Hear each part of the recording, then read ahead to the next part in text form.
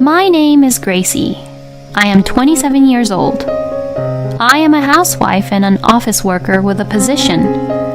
My husband, Aaron, is the same age as me. I have a husband who adored his mother too much, and a mother-in-law who likes to bully me as her hobby. And even though there were ups and downs of our marriage, we just celebrated our second year of being a married couple. I am proud of how well I have been able to endure, and work has become my relaxation time. Thanks to this, I have received promotion after promotion and have been promoted to higher positions, which is unusual for a woman. I am in the middle of a business trip, traveling all over Europe for business meetings. Right now, I am also in the middle of a very important meeting. Then, something happened.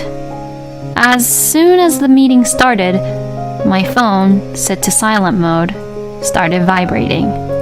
I thought it was an emergency call due to the two persistent incoming calls, so I checked my phone under my desk. The incoming call history is filled with my mother-in-law's name, Eliza. What? What in the world is going on? I hope nothing bad has happened. I was so surprised that I hurriedly decided to return the call. As I was able to leave the desk to return the call, I received another call from Eliza. Hello, Gracie, where are you right now? I tapped the call button on my phone, and at the same time, I heard a voice that sounded irritated. Ugh, maybe I shouldn't have picked up this phone call, I muttered to myself. Hello, Eliza. How are you doing today? Is there something urgent? Why aren't you answering me? I just asked where you are, Gracie. I was annoyed by her arrogance as usual, but I was in the middle of an important meeting. I didn't want to prolong the call by talking back, so I asked, Sorry, didn't Aaron tell you? I'm in a meeting on a business trip. Can I call you back as soon as I finish? I replied softly. To which she replied, Of course, Aaron told me. What are you doing, leaving your house and husband alone? Come back home immediately. Such a sudden and unreasonable demand as usual. I'm sorry, Eliza. I am just in the middle of an important meeting and I can't just... Then she interrupted me and said, You're so bossy, even though you're just a wife of Aaron. I don't care for your reasoning. Just come back home at this instance. Today is a very important day. Do you understand me? Eliza said, growing frustrated. Huh? Today is an important day? Since Eliza, who was reluctant to tell me why she was looking forward for me to come home, I asked her why today was such an important day. We're going to celebrate my 60th birthday today, Eliza replied in a smug voice. As I recall, her birthday was planned to be celebrated at the end of the month. It was a surprise to me that it was today, and to do it on a weekday during my business trip. My husband and I had told her that we found a nice restaurant and set up a table for her 60th birthday celebration. I was getting fed up with Eliza trying to bully me again. I thought that Eliza was getting meaner and meaner every year, tormenting me when she knew I was in the middle of important work, so I told her, as I said before, I'm on a business trip right now. So, I can't come home right now. Oh, how funny, because I called Aaron earlier today and he said he would take the day off from work for me. Also, all of the relatives will be there. Only you, Gracie. Work, work, work. You're so cold. What do you think of your own husband's parents? If I let Eliza talk any longer, her sarcastic words would go on and on. Since I was still in the middle of the meeting, I couldn't stay on the phone with Eliza until the end. So I said, I'm sorry, but I can't go to your 60th birthday celebration no matter what you say, I informed her clearly. Eliza then stopped being sarcastic, took a deep breath, and said, "Well then, I won't recognize you as family at all. You don't have to come back home at all. It's a divorce. Aaron was too good for you to begin with." All at once, without a pause for breath, Eliza threw horrible words at me. I was angry and upset with what she had said, but I didn't want to prolong the phone call with a rebuttal, so I said, "Oh, yes, okay. I'll talk to you when I get home. I'm sorry, but I'm afraid I have to leave." I said this in a simple manner. Then Eliza said, "What's with that attitude? I told you not to come back. I'll talk to Aaron myself." As she said those words, she hung up on me. Tired from dealing with my mother-in-law, I returned to the meeting with a sigh. After 2 days and several meetings, I finally made my way home. On the way home, I was so filled with anger and frustration towards my mother-in-law that I could not remember where I had gone or how I had gotten back home. "I am home!" As I opened the front door and called out, then I heard, "Welcome back." I heard my husband's voice, which sounded like he was exhausted.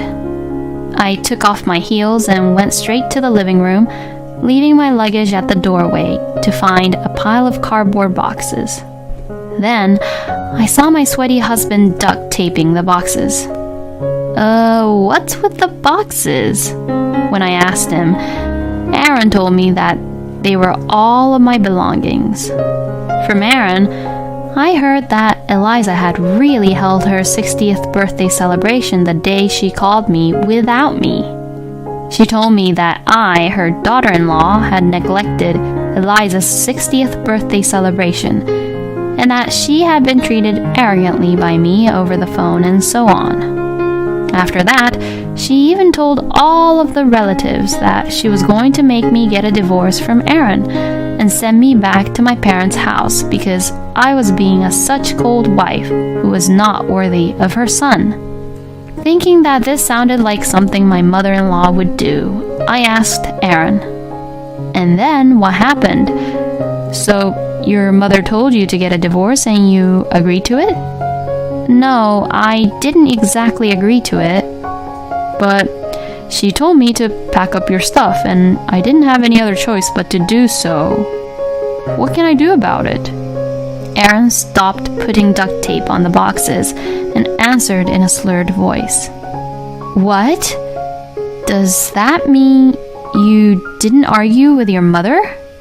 Does that mean that you're okay with the idea of getting the divorce?"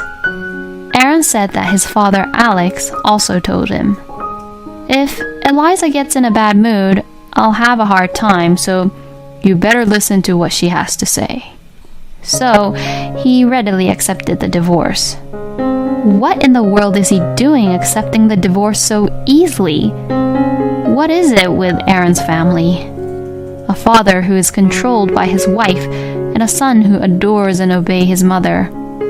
No one seems to want to take my side. When I was dumbfounded and silent, he said, "What my mother says is absolute.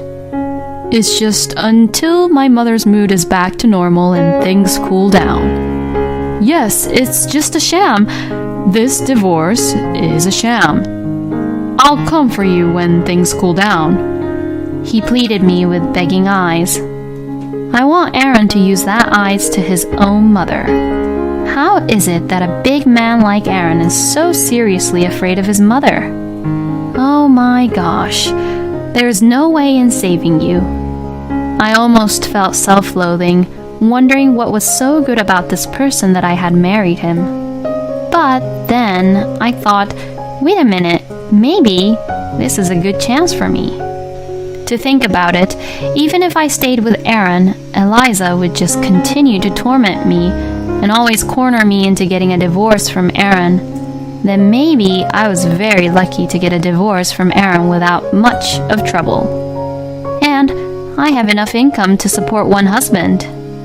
Even if I have to live alone, I won't be lacking in anything. In an instant, I felt as if a fog cleared away in front of my eyes metaphorically. To Aaron, I said, "Fine. Then yes, let's get a divorce." As soon as I told Aaron that, I called Eliza. After 3 calls, "Hello?" Eliza answered, so I replied, "As you wish, we are getting a divorce," I told her quietly. Eliza, sounding as if she had been waiting for me, replied in a triumphant, bouncy voice, "Yes, please, please go away. Get out of Aaron's house. You finally figured out that you're not good enough for Aaron, didn't you?" Ah, I am so relieved. Don't worry, I'll find Aaron an obedient, pretty, and parent-friendly wife this time. I'm sure Aaron will be in great demand. That's right. I'll take care of my son until he finds his next wife, so don't worry about that either. After finishing all the sarcasm she could think of, as if for the last time, I said to Eliza, "Well, don't misunderstand me, Mother," I casually advised her. Eliza, who was in a good mood no matter what, said, "Well, aren't you a sore loser?" "Well, don't mind me." "Oh, yes, by the way, Gracie, I got the divorce papers from the city office and gave them to Aaron, so don't forget to sign them." Without a word of farewell, she hung up the phone. Aaron, who was listening to the conversation with Eliza, looked relieved. Is Aaron stupid? By the way, honey, does your mother know that you are a full-time house husband? When I asked Aaron, he replied, "How can I tell her that? My mother lives for the fact that I'm a member of the elite and work for a major company." He talked back to me with strong tone. Oh, that's right. Come to think of it, there were hints that he never told the truth to Eliza. Aaron always wears a shabby sweatshirt at home, but when he goes out to meet Eliza, Aaron goes out of his way to change into a suit. And during the day, he pretends that he is not at home when Eliza calls, giving her impression that Aaron is at work. Eliza said at her 60th birthday celebration that Aaron is a kind son who takes time off from work just to attend her 60th birthday celebration, and that if it was his status, he would find a more obedient and prettier wife than me in no time. I am sure that such things will naturally come to light once we get divorced, but to Eliza, who thinks her son is omniscient and smart, Aaron will never dare to say anything that he would disappoint her in the future. I don't think Eliza would have the faintest idea that her elite son quit his job at the major company. In fact, Aaron had quit his job about a year ago. Her elite son, who was a status symbol to Eliza, was now truly unemployed and a full-time house husband. Aaron quit his job because he made a big mistake that resulted in a written apology and a demotion and a pay cut. He probably didn't tell his mother about that incident, though. It seems that Aaron was quite shocked to have fallen off the smooth-sailing elite road. Since Eliza pampered and spoiled Aaron, he was very weak and sensitive.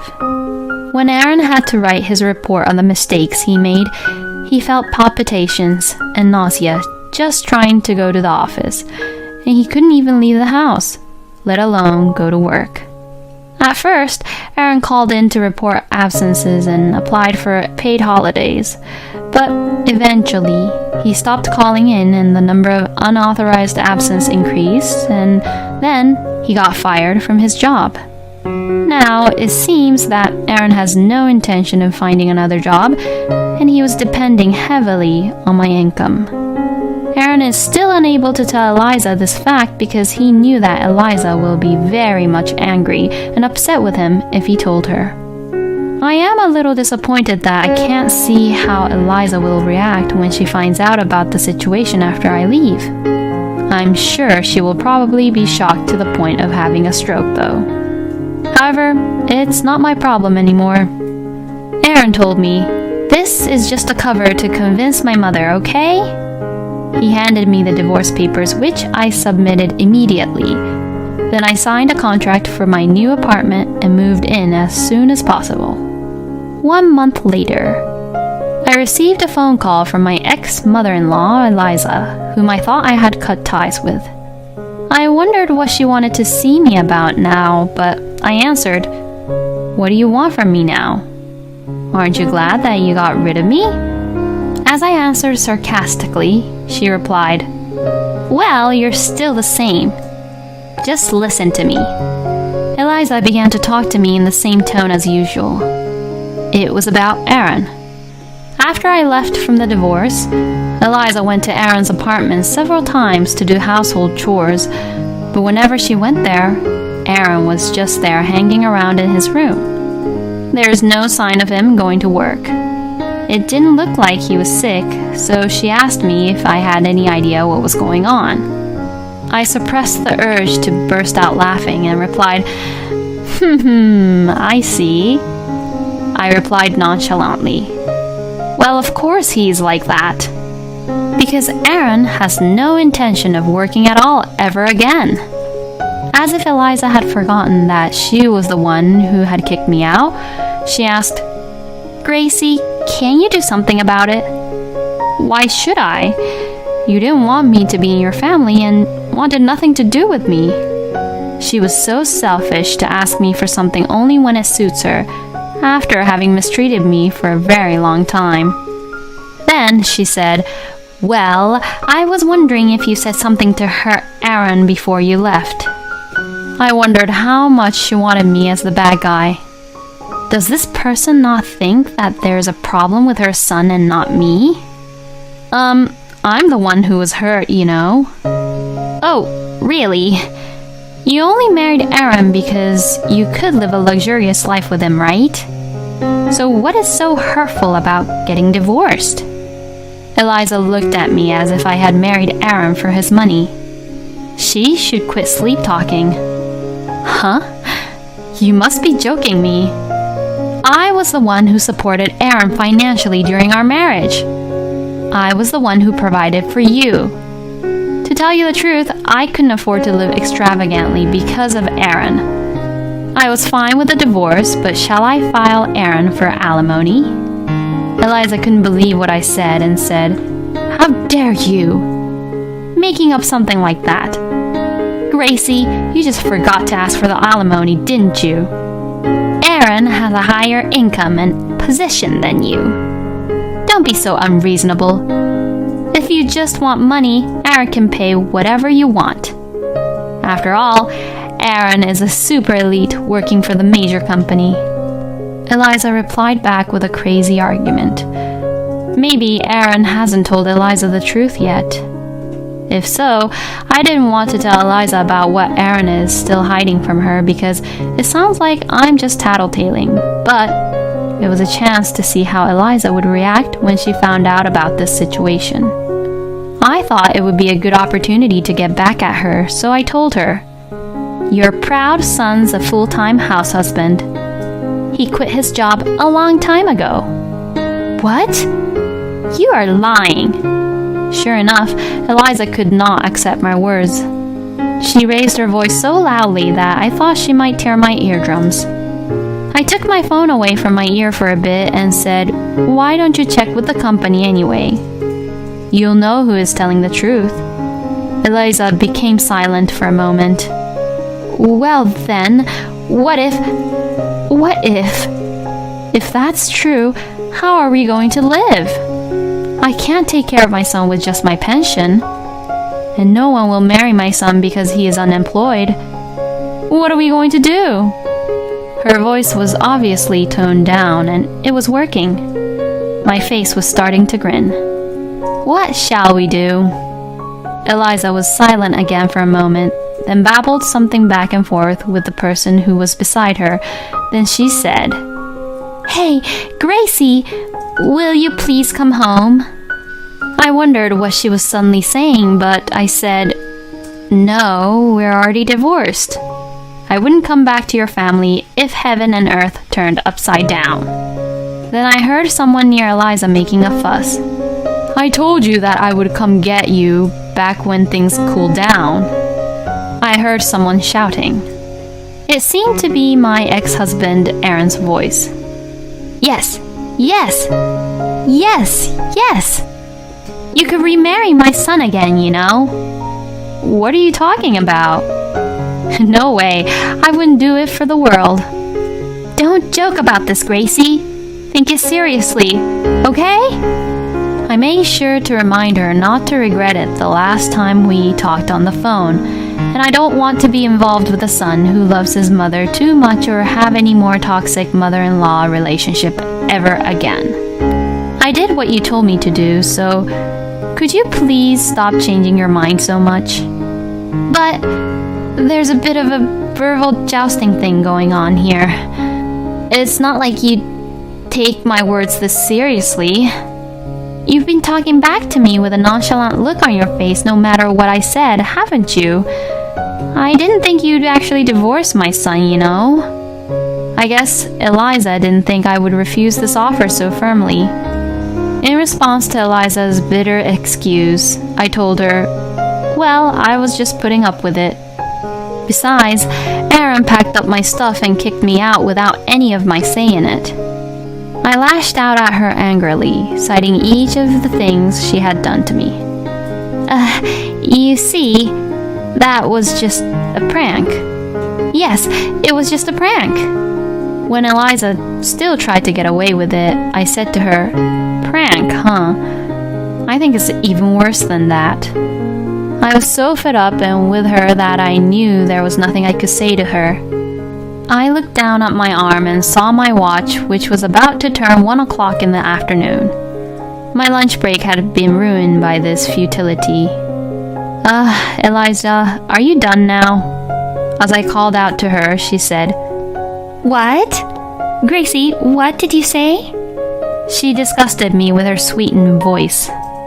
Did she think I would give her a good answer with just a sweet voice?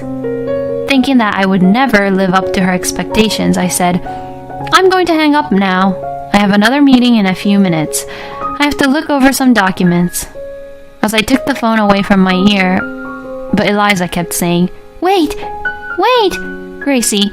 Hey, Gracie, say something." I could hear Eliza screaming. She also said, "Aaron, you didn't do it right, and this is what happened," and started to scold my ex-husband.